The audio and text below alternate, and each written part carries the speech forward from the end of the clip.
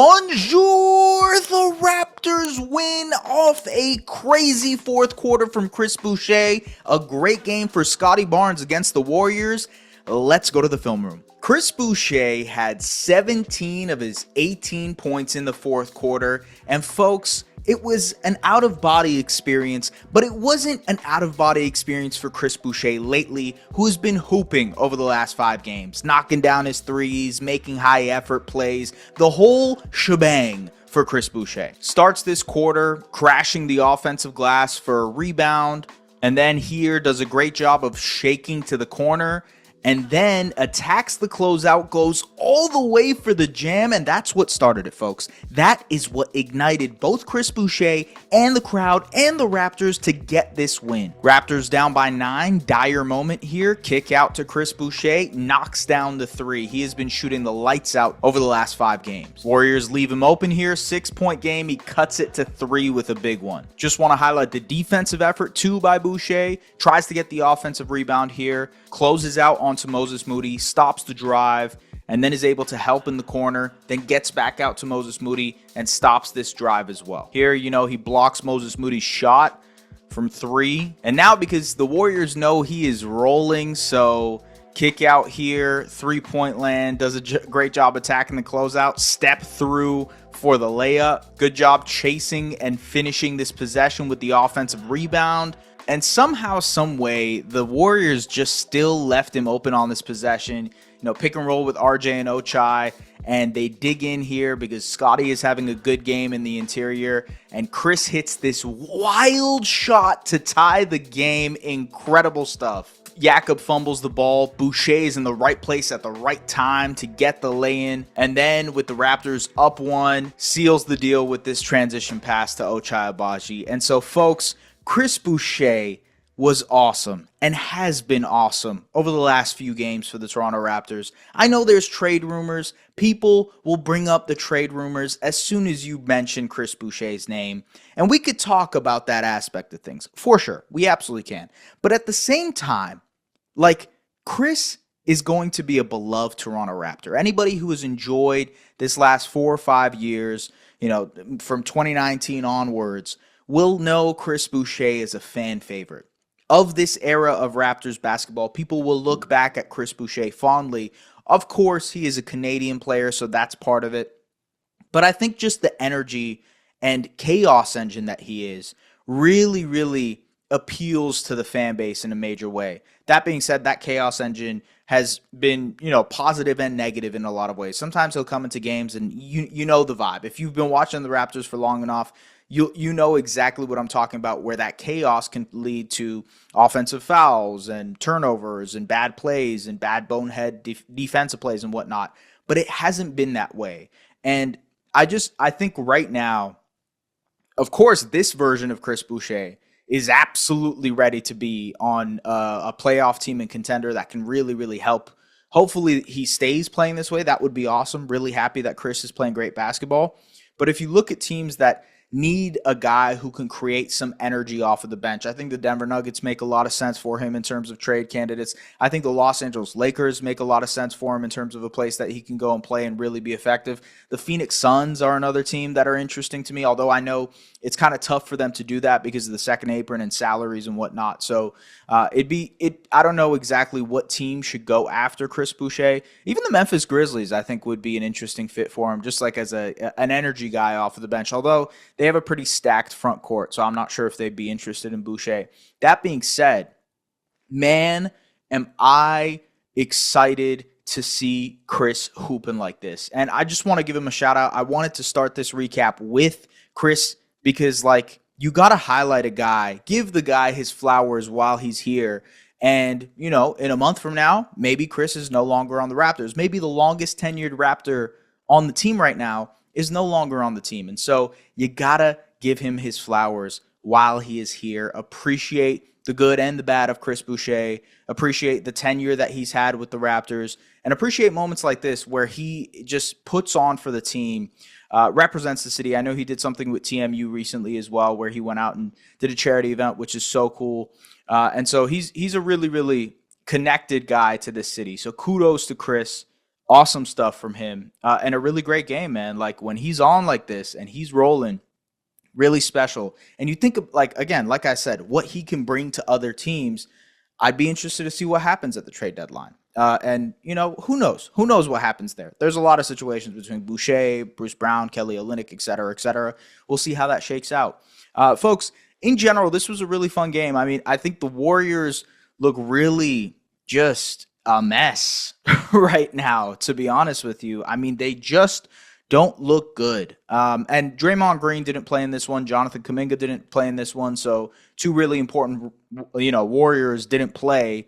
And so there's that caveat. But at the same time, they looked out of sorts. And this is a team that needs a trade. This is a team that desperately needs a trade, because the way the Raptors were playing, it was just like, man, the Raptors are playing great basketball. And for what it's worth, I think part of it is the Raptors starting to figure things out as a starting unit. By the way, Emmanuel quickly didn't play in this one. Davion Mitchell started in his place, which is weird because Davion has been getting some did not play coaches' decisions recently. I thought it was going to be Jamal Shead starting. Jamal Shead had another great game tonight, 9 points, hit those threes off the bench, did some good stuff as a playmaker and defender too. And so I was strange. It was strange to me that Davion Mitchell was starting instead of Jamal Shead, just because of the coaches' decisions to not play recently.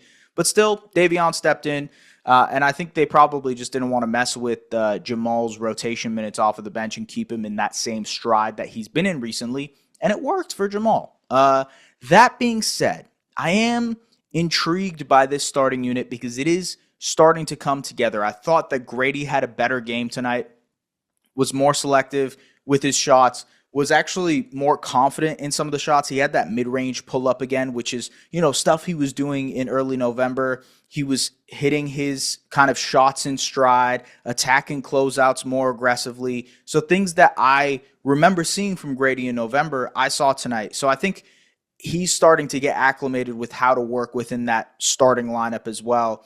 I thought the three-man connection between RJ, Jakob, and Scottie was really nice tonight. RJ was, kind of inconsistent tonight offensively, didn't finish some of his buckets around the basket, had a couple of turnovers in that fourth quarter. But overall, I thought the three-man connection between those two was really good. And Scottie and Grady had some really, really good connections as well. Scottie, though, I feel like I've said this a few times, but he is clearly getting back into rhythm. And I think the Raptors are really focusing on that low to mid-range, mid-high post area for Scottie to thrive in. And folks, that is where he can be lethal, because the mid-range shot is obviously something that he's developed. That's something that we'll break down in this film room as well. But overall, I'm a big fan of him creating from that area too, because it's so hard with a great passer like Scottie to defend all of those actions, especially when he's such a threat from that area of the floor. So let's go to the film room. Scottie is shooting a career high in this area, did a great job, turnaround fadeaways, and this has been a bread and butter situation for him, right? Seeking out the mismatch in transition and then grabbing it. Warriors immediately have to double, and the Raptors get a really great look off of this because it's a tilted defense of the Warriors. Grady does a great job of attacking the closeout. Corner three for Ochai. Raptors get a lot of great looks out of this double drag screen when Scottie is the ball handler as well. A lot of three-point opportunities are generated with this play. But I like the work Scottie does off of the ball too. Again, in transition, finding Steph Curry. And Steph has to realize that, oh man, I got the mismatch on the situation. Scottie just kind of slivers in between the defense and gets this dunk in the dunker spot. But as you see here, again, in that mid to high post area, especially empty side, this causes a problem for the defense. And here he is, just settles into a mid-range fadeaway jump shot that he makes. But you can see how that poses a problem for the defense. And for what it's worth, the Warriors don't have the size to make that shot difficult on him. So it creates a problem for their defense. Same thing here. Warriors switch the pick and roll. Scottie gets the mismatch of Schroeder in there. And watch how the defense defense reacts to that, and it gets a good look for Bruce Brown from 3. This is stuff that's awesome from Scottie, you know, rejects the screen, gets all the way downhill, and just aggressive. I love when Scottie is aggressive like this. He's a better player for it. Same double drag screen here, and it leads to a wide open 3 for Grady. Another great drive from Scottie where he rejects the screen, just bullies his way through Andrew Wiggins and finishes. That is great stuff. That's the type of Scottie you want to see on a night-to-night basis. Scottie gets the advantage in the post, and look, it just creates a situation for the defense where double team, they have to double off the catch, and it creates a wide open shot for RJ. Here he gets the mismatch of Steph Curry on the inside and just in the dunker spot at the right time. Working against the zone here, Scottie gets the mismatch in the post again and just gets the foul call. This flex action has been great for the Raptors too. So Grady screens for Scottie. That's the flex screen right there. And then it creates the inside position for Scottie to finish in the post. And see, on this drive, Kevon Looney has to help because he doesn't want to give up the mismatch. And it creates an easy opportunity for Jakob on the inside. Again, mid to high post area here where Scottie can operate, especially as a playmaker. Flows into a pick and roll, gets the mismatch in the post now, and then he just takes him inside. So you can see this is how Scottie Barnes is maximized. This is what I have been waiting to see from the Raptors and from Scottie. Yeah, the three-point shooting is cool. Yeah, they're able to, you know, work on different things as ball handlers and playmakers and all that type of stuff. And cool, that is great. Absolutely, it's going to be a part of a portion of what Scottie will need to do as a ball handler, as a creator for the Toronto Raptors. But man, the mid-post shot making, the mid-range area, what he's able to do in that space of the floor creates so many advantages for the Toronto Raptors. And we saw it through and through and through, basically on almost every possession he was in the game tonight against the Warriors. That being said, the Warriors don't have the size. If they had Draymond Green tonight, maybe that's a different situation, right? If they had Jonathan Kuminga, maybe that's a different situation, although Kuminga's not the greatest defender either. That being said, I think this is a formula where the Raptors have to try and replicate on a night-to-night basis because Scottie needs to get better at doing that against better defenses. So it's not just the Warriors. We want to see how it looks against the Boston Celtics. We want to see how it looks against the very, very best defenses, how they're going to match up, how are they going to maximize their all-star in these areas of the game where he is so good at. It's so clear that this is the type of Scottie that the Raptors need and how he looks next to their core that they're building. Because, okay, cool, you create an advantage, you kick it. RJ is so good at attacking a tilted defense. Grady is so good at shooting the ball and attacking a tilted defense. Jacoby Walter will eventually be that. Emmanuel Quickley clearly will be that type of player too. Jakob Poeltl can finish on the inside, can be a connector, can be a guy who seals off the driving lanes for Scottie Barnes. So when Scottie plays like that, the team makes more sense. And when Scottie is put in a position to succeed like that, the team just makes sense. The roster building makes much more sense.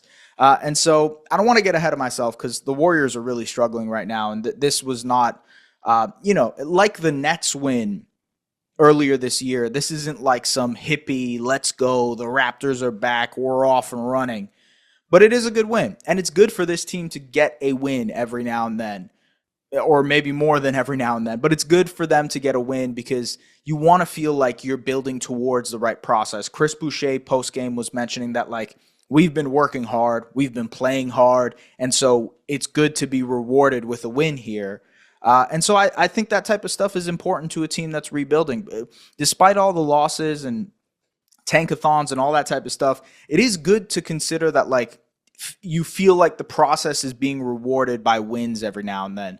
That being said, so the Raptors have the Celtics, Bucks, and Magic next.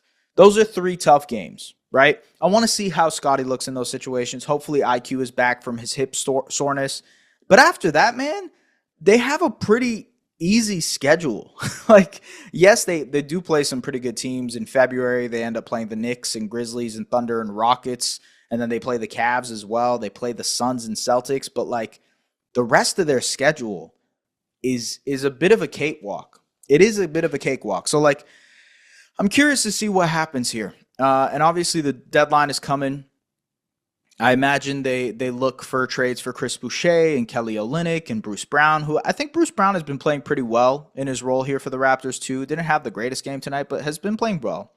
So we'll see what happens, man. We got the Celtics next. We'll see what happens. Folks, as always, like, comment, subscribe, do the things you guys do to make sure this gets out to more people. The Raptors won a game, so enjoy it, folks. We don't know when the next one is, so enjoy it.